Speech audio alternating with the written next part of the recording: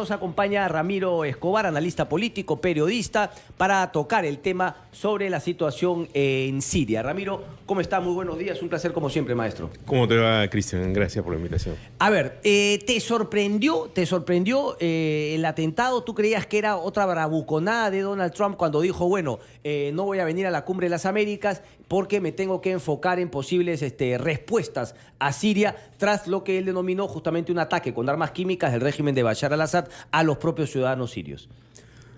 Bueno, ya él llevaba varios días lanzando ataques en ¿no? En Twitter, lanzando tweets amenazantes, diciendo algo incluso para mí muy desagradable, como voy a lanzar misiles bonitos e inteligentes, como si esto fuera un juego, ¿no? Entonces, era previsible que el ataque se iba a producir, no fue tan sorprendente, era inminente. Tampoco creo que era sorprendente que el ataque fuera corto.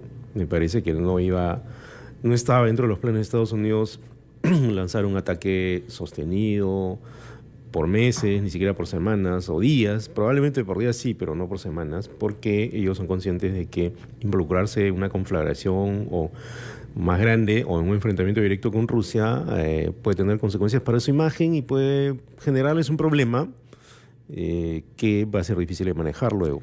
¿Te sorprendió que lo acompañe Francia y el Reino Unido? Francia un poco, porque pensaba yo que Macron iba a ser una persona más independiente frente a lo que ocurrió. Mitterrand, cuando George W. Bush ataca a Irak, Mitterrand toma algo de distancia. ¿No? Macron no logro todavía entender bien por qué. Quizás porque no le interesa tener malas relaciones con Donald Trump. El Reino Unido sí, tradicionalmente siempre ha estado muy ligado a Estados Unidos, tanto en épocas laboristas como en épocas conservadoras. Lo acompañó en Irak, lo acompaña siempre en ese tipo de decisiones. Francia también ha reaccionado, sobre todo cuando se trataba de ISIS, porque ISIS ha atacado posiciones francesas en el África y ha producido atentados en el territorio francés. Pero en este caso no se trataba de atacar a ISIS, se trataba de atacar al gobierno de Bashar al-Assad. Entonces, puede ser que Emmanuel Macron esté tratando de llevar la fiesta en paz con Estados Unidos y haya sido consciente o haya visto que el ataque iba a ser puntual, rápido y sin mayores riesgos. No sé si en un ataque a más largo plazo lo acompañaría, ¿no? Ok, a ver, lo que se está cuestionando, no solamente obviamente está la posición obviamente de estos tres aliados y obviamente de la contraparte, es decir, Siria, seguramente Irán y Rusia, ¿no? Que podría ser justamente la contraparte, pero obviamente en el medio muchos también cuestionan, algunos dicen, por ejemplo, Justin Trudeau de Canadá dijo que él estaba de acuerdo finalmente que tenía que haber una represalia al uso de armas químicas, pero otros plantean justamente que se ha violado la ley internacional. ¿Tú en qué lugar te paras? ¿Crees ¿Te parece que ha sido un abuso, ha sido una violación al derecho internacional este ataque conjunto de Estados Unidos, el Reino Unido y Francia contra Siria? Mira, yo estoy con la posición de la Cancillería peruana, ¿no? Que me parece muy interesante, ¿no? ¿Qué es exactamente? Que es condenar el uso de armas químicas, pero también pedir llamar a los actores para que actúen dentro del derecho internacional, que es una manera de decir, mire, nosotros no estamos de acuerdo con que se produzca un ataque de ese tipo si no hay autorización del Consejo de Seguridad.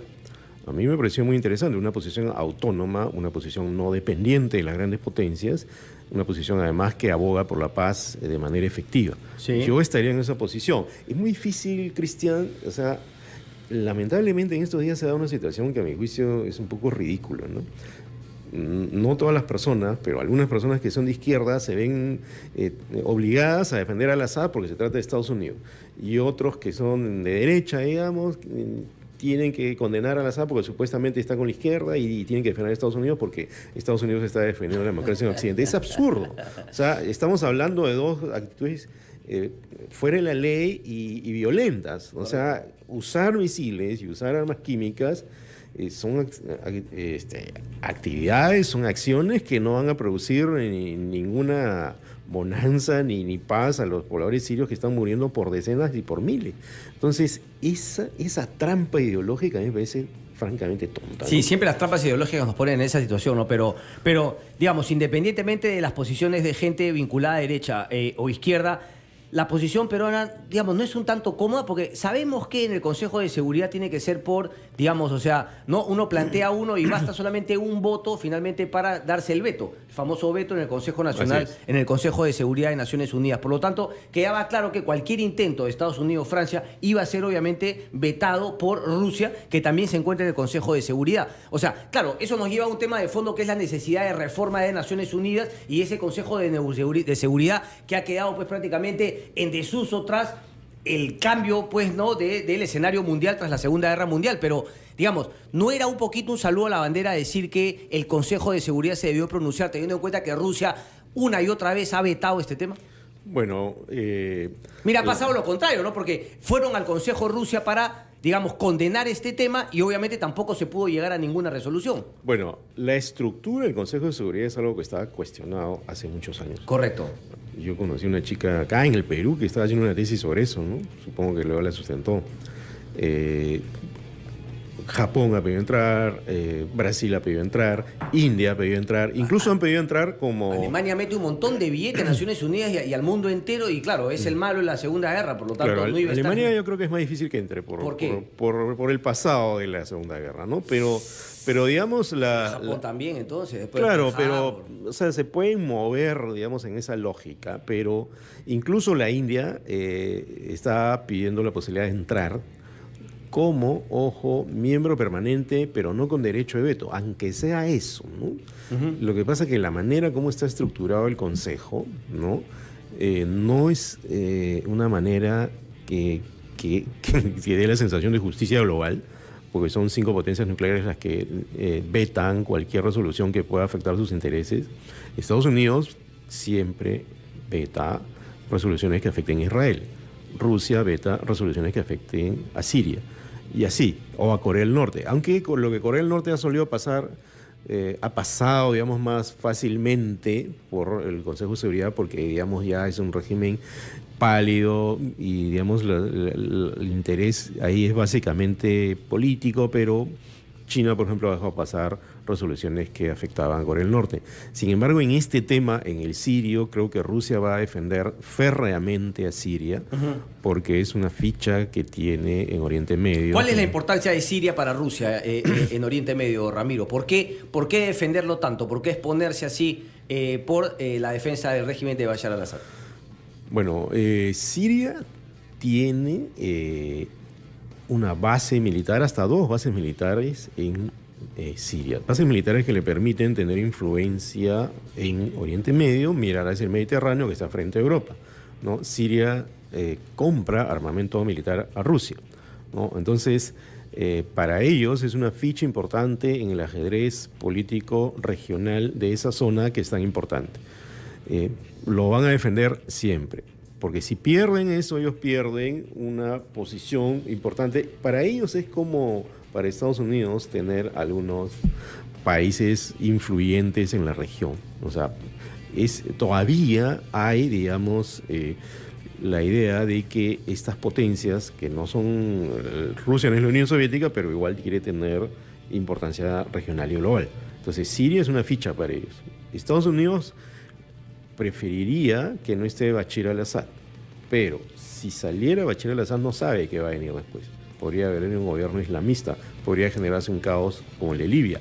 Responsabilizarían a Estados Unidos de eso, ¿no? Entonces, ellos atacan, ellos condenan los ataques químicos, pero hasta el general Jim Mattis, que es el jefe del Pentágono, me parece que en un momento ha dicho que nuestro interés no es tumbar al gobierno. Ese es el drama, ¿no? Porque mientras no salga el gobierno... una fuerza medida, no pueden ir por todo a tumbarlo porque, claro, lo que quieren es cambiar la manera como opera Bashar al-Assad, pero eso va a ser imposible. Yo pensaba ayer que la única manera era que consigan un reemplazante de Bashar al-Assad, es decir, el mismo núcleo de poder, pero que no sea tan autocrático y tan furibundo. Sí, pero incluso eso tendría que ser conversado con Rusia, porque a Rusia finalmente tampoco van a estar contentos de que les quiten a su dictador, a su matón favorito, ¿no? Que en este caso sería Bashar al-Assad. Claro, tampoco, porque tendrían que estar seguros que van a mantener esa posición ahí. Entonces, es muy difícil salir de ese callejón terrible, ¿no? Te queda claro porque, digamos, hay algunas voces que cuestionan, claro, más allá obviamente de la rusa y la de Bashar al-Assad, que efectivamente haya habido un ataque con armas químicas que haya impactado y generado la muerte de ciudadanos sirios. Te queda claro que se ha dado, además, son 33 creo las veces que han sido demostradas Bashar al-Assad ha utilizado armas químicas contra su propia gente. Bueno, Human Rights Watch dice que han sido más, ¿no? Como Ok. 50 o incluso más. Entonces tiene sentido cuestionar no el ataque, no, sino el hecho de que, bueno, ok, no estamos seguros de que haya usado armas químicas esta vez todavía. Recién está yendo el equipo para investigar si es que se usó o no. O sea, ¿tiene sentido ese argumento teniendo en cuenta todos los antecedentes de Bashar al-Assad? Bueno, lo que pasa es que las posibilidades de que el gobierno sirio use armas químicas son mayores que las posibilidades de que las use la oposición armada. Eso es real. ¿Ya? Lo que ocurre es que cuando se produce el ataque, ni siquiera el Observatorio Sirio de Derechos Humanos, que es un organismo que monitorea lo que pasa dentro de Siria, que está en Turquía, pero que tiene gente adentro de Siria, da por hecho el ataque. Entonces, este ataque, a diferencia de los anteriores, queda un poco en la niebla, ¿no? Y como conversaba con un amigo, al final, digamos, los sirios siguen muriendo por gas, por bombas, por misiles, por una serie de... Hay una cosa horrible que se llama la estrategia Grozny, ¿no? Que es la estrategia que aplicó Rusia en Chechenia y que parece que se está aplicando en Siria, que es barrer las ciudades completamente para finalmente enfrentarse a los soldados. Barrer significa matar a todos los civiles. Entonces, creo que si bien las posibilidades eran altas, de que haya sido el gobierno sirio, ¿no? De todas maneras, creo que había que hacer todos los esfuerzos para evitar una mayor escalada. Lanzar misiles sobre una ciudad no sé si es la mejor solución para... Pero ¿has visto que no hay ningún muerto? ¿Es factible que no Esa haya es la ningún versión muerto? oficial. Es factible, pero claro, lo que llama la atención es que la versión oficial de los aliados es que no hay ningún muerto, pero pareciese que a Siria tampoco le interesa más bien plantear que han matado un montón de civiles justamente los aliados occidentales. Bueno, esa es la vieja frase, viene a cuento la vieja frase, lo primero que muere en una guerra es la verdad, ¿no?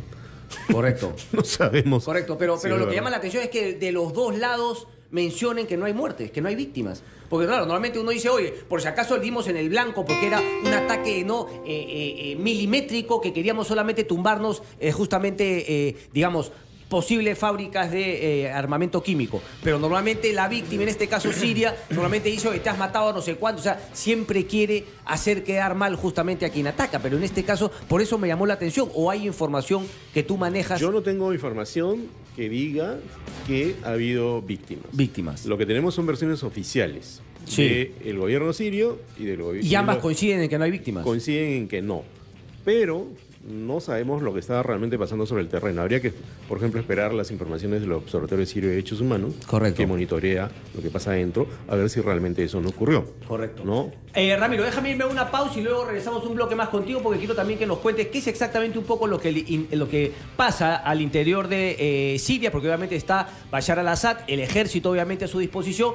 Hay un grupo de rebeldes, pero también están justamente los terroristas islámicos del ISIS, ¿no? Así que ahí hay tres fuerzas que justamente cada una tiene su propio interés. 7:33, una breve pausa y venimos, no se muevan.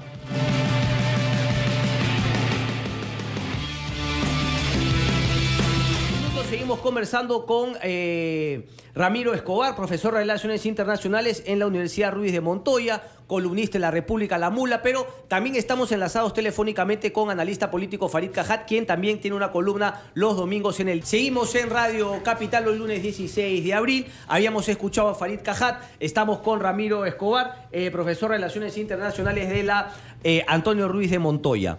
Ramiro, a ver, un poquito coincides con lo que plantea Farid, o sea, claro, el tema de no hay la misma vara y que obviamente tampoco nos asustemos de que Rusia pues no va a intensificar, no vamos a entrar a una guerra nuclear, ni mucho menos como algunos planteaban el día viernes, tercera guerra mundial, etcétera, etcétera.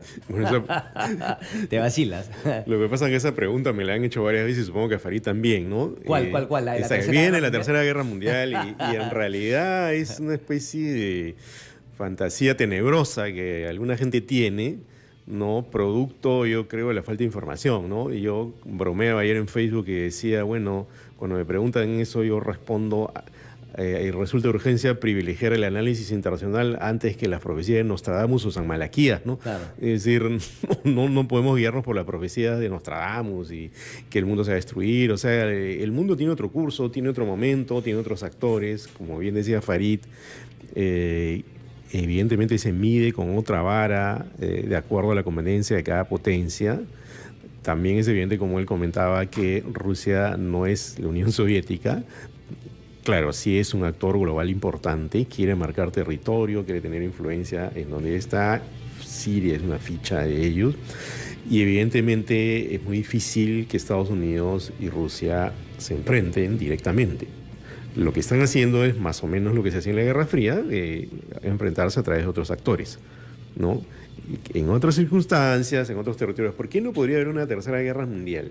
Porque tendría que darse una situación muy compleja que se dio en la primera y en la segunda. Primero, en esa época no existía la ONU, existía la Sociedad de Naciones, que no tenía mayor fuerza. La ONU justamente se crea para evitar que eso vuelva a ocurrir. Correcto. Mal que bien lo han logrado, ¿ya? Y tendría que haber dos grandes potencias, ¿no? O varias potencias, como la Primera y Segunda Guerra Mundial, que entropen, digamos, a varios países poderosos o importantes detrás suyo y se vayan a una gran conflagración. Eso es muy difícil que ocurra, ¿no? Pero sí creo que puede haber escaladas peligrosas en esta zona. Puede en algún momento haber una tensión preocupante, pero esto que comentaba yo hace un rato, la inconveniencia para Estados Unidos y para Rusia de que salga Bashar al-Assad es lo que creo que frena esa posibilidad y aumenta la desgracia, ¿no? Porque no hay forma visible de salir por el momento, ¿no? Pero es increíble, ¿no? Porque, claro, o sea, ha sido histórico, ¿no? Que finalmente no pasa por tumbarse a un dictador, se pasa por, bueno, algunos decían plantar esa semilla de la democracia en Oriente Medio. Mucha gente se ilusionó con el tema de la primavera árabe, pero queda claro que no, y queda claro que lo peor que le puede pasar a estas zonas del mundo, y me imagino que en muchas partes del mundo que no tienen una cultura democrática, es justamente el vacío de poder, porque normalmente el vacío de poder, como lo demostró Irak, es lo peor que pasa y lo que finalmente enerva más la sociedad y genera más violencia.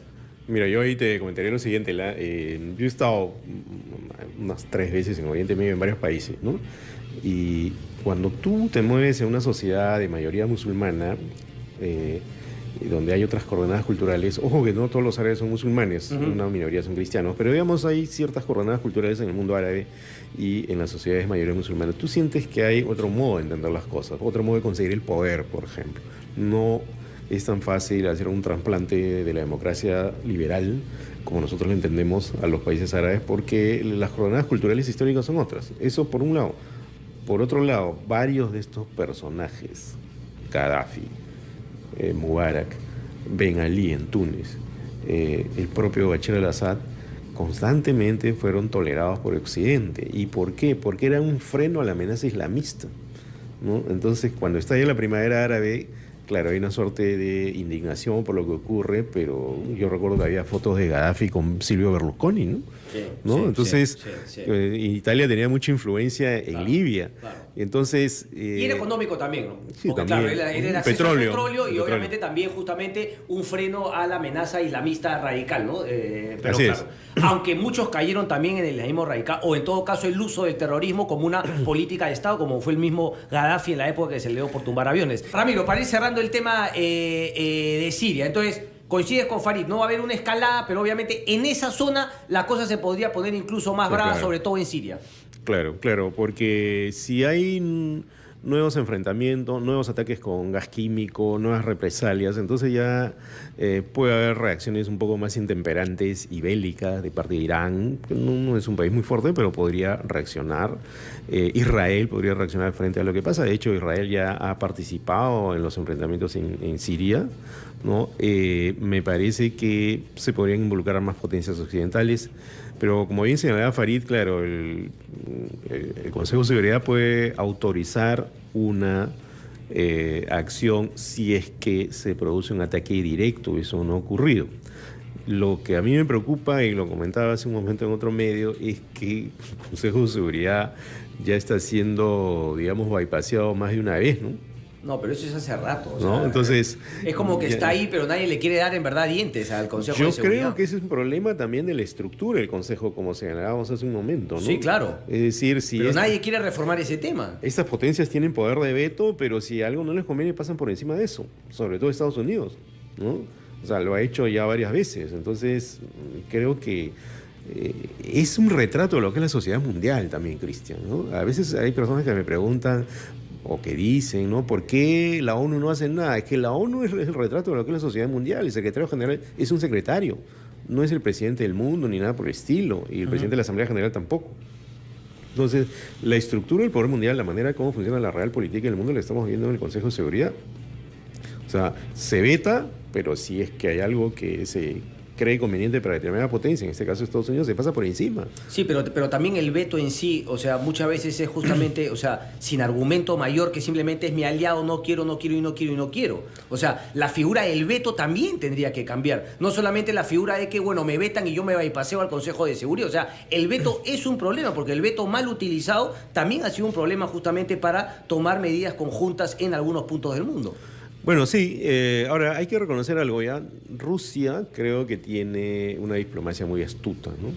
Rusia difícilmente va a aparecer como la potencia que ataca, ¿no? Sin la autorización de la ONU, lo que no quiere decir que no esté apoyando barbaridades, ¿no? Entonces, eso creo, grandes jugadores de ajedrez, además los rusos.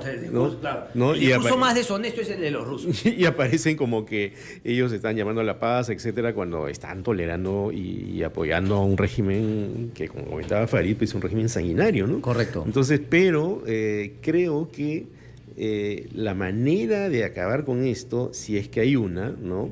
Que espero que la haya, es que se haga una negociación entre Estados Unidos y Rusia, en serio, por motivos humanitarios. Algo muy difícil, pero creo que hay guerras que ya llaman a un extremo, llega a un extremo, perdón, en el cual ya hay una exigencia de la sociedad mundial para que acabe. Correcto, ¿no? Correcto. Ramiro, me tengo que ir, pero digamos, un éxito, un fracaso, ni fu ni fa, la Cumbre de las Américas, a la cual has asistido, me contabas. Mira, los 57 puntos en la lucha contra la corrupción, ¿son aplicables? ¿Hay cosas concretas que pueden ayudar? Mira, yo he escrito en La Mula un post, una columna sobre ese tema, y lo que digo es, hay que revisar cada uno de los puntos y vas a encontrar cosas interesantes, ¿no? Si se cumplieran, viviríamos en una sociedad regional mucho más democrática, mucho más anticorrupción, etcétera. Lo que ocurre es que cada gobernante va a su país y, dependiendo de las coordenadas políticas internas, hace o no hace ciertas cosas. Hay una parte, por ejemplo, Cristian, en que se habla de dar una educación cívica contra la corrupción a lo largo de la vida. Esas son las palabras que ponen. Eso es muy serio, ¿no? A ver, que se haga. ¿Eso qué significa? No solo en el colegio, también en la universidad, constantes campañas en la televisión. Correcto. Promover una cultura para que se frene esto. Entonces, bueno, si el presidente Vizcarra ha dicho que hay que hacer una alianza regional contra la corrupción, si se va a tomar en serio la lucha anticorrupción, acá en el país se tiene que hacer eso, lo tiene que hacer el Ministerio de Cultura, por ejemplo. Exactamente. No solamente el Ministerio de Educación. Bueno, vamos a ver qué tanto el gobierno de Martín Vizcarra convierte esos puntos en hechos concretos y en políticas de Estado. Así es, y creo que puede hacerlo porque, a diferencia de otros gobiernos, él mismo no está tan involucrado o no está involucrado en el caso de Lavallato, como así pasa con Michel Temer y con otros presidentes. Sí, con muchísimos más. Ramiro, un placer como siempre. Ramiro Escobar, gracias a ti. Lo encuentran en La República y también en La Mula, profesor del Antonio Ruiz de Montoya. Un placer, Ramiro, hasta pronto, una breve pausa, Gracias. 8 en punto de la mañana, vienen los titulares, venimos.